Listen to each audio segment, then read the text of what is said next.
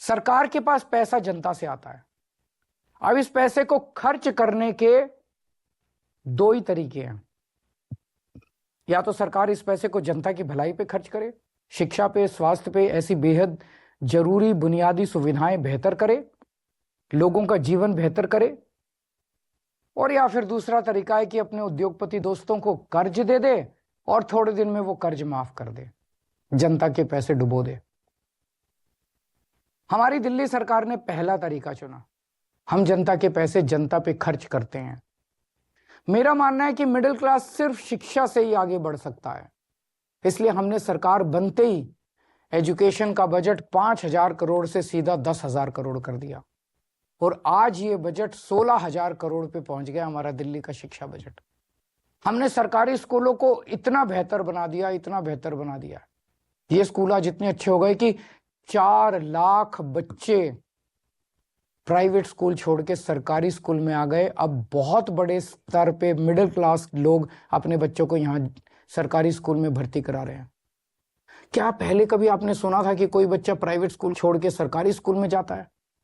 और इतना ही नहीं, हमने प्राइवेट स्कूलों को फीस बढ़ाने पे कैप लगा दी और हजारों बच्चों को उनकी सालों पुरानी फीस रिफंड करवाई है। दिल्ली के अंदर जो पिछले सालों में उन्होंने गलत फीस ले ली थी, कई स्कूलों से हमने फीस रिफंड कराई है। क्या आपने कभी एक आम आदमी को स्कूल के फीस का रिफंड मिलते हुए सुना है? तो आप ही बताइए, क्या हमने आप ही के टैक्स के पैसे शिक्षा में इन्वेस्ट करके, शिक्षा का बजट बढ़ा के, स्कूल बेहतर करके, प्राइवेट स्कूलों की फीस पे कैप लगा के, क्या हमने कोई गुनाह किया है? हमने मिडिल क्लास को महंगाई की मार से बचाने के लिए बिजली और पानी के बिल कम कर दिए। आज देश के सभी बड़े शहरों में सबसे सस्ती बिजली दिल्ली वालों को मिलती है। और इतना ही नहीं, हमने आपके टैक्स का पैसा इंफ्रास्ट्रक्चर में इन्वेस्ट करके पूरी दिल्ली में बिजली की सप्लाई 24 घंटे कर दी, जबकि 10 साल पहले दिल्ली में 8 से 10 घंटे के पावर कट लगते थे। ये करके मिडिल क्लास को अगर हमने थोड़ी सी राहत पहुंचाई है तो क्या हमने कोई गुनाह किया है?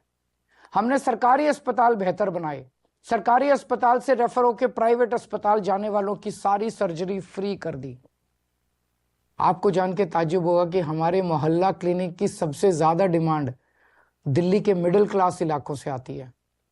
तो क्या आपके टैक्स के पैसों से अच्छे अस्पताल और अच्छे मोहल्ला क्लिनिक बना के एक आम आदमी को अच्छा इलाज करके हमने कोई गुनाह किया है क्या?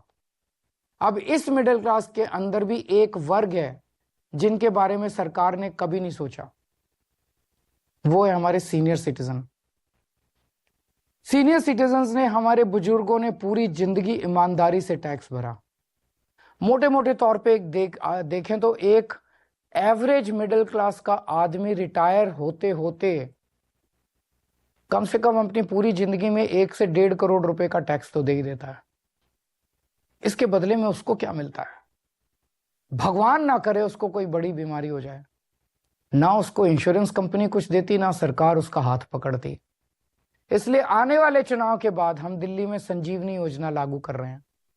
इस योजना के तहत 60 साल से ऊपर के सभी सीनियर सिटीजन्स को सरकारी और प्राइवेट अस्पताल में बिल्कुल फ्री इलाज मिलेगा।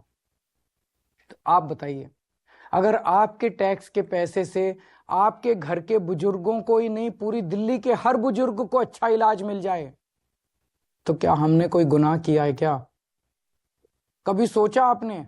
जब यही चीज दूसरे देशों की सरकारें करती है तो हम वाह वाह करते हैं। यूरोप, लंदन, पेरिस, वो लोग करते हैं तो हम वाह वाह करते हैं, लेकिन हमारे देश में हम सब इसके खिलाफ बोलते हैं।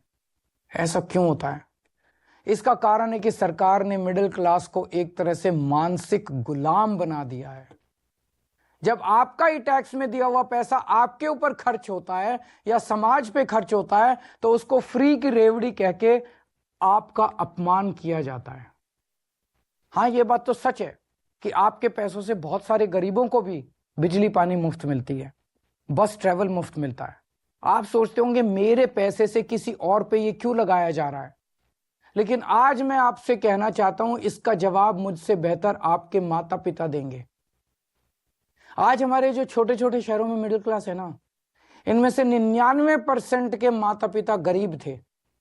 उन्होंने अपने खून पसीने की कमाई से गरीबी से मिडिल क्लास तक पहुंचने का सफर तय किया है। उनसे पूछ के देखना, उनको सरकार अगर थोड़ी सी मदद दे देती, उनको सरकार से थोड़ी मदद मिल जाती, थोड़ी सहूलियत मिल जाती, तो उन बचाए हुए पैसों को जोड़ के वो क्या क्या कर सकते थे।